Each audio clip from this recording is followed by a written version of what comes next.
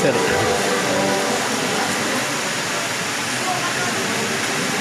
Pepe Geraldine Salve, cum laude.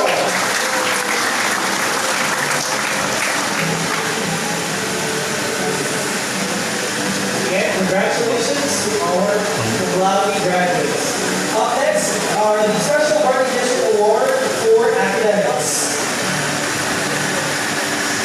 Get ready. So first in line is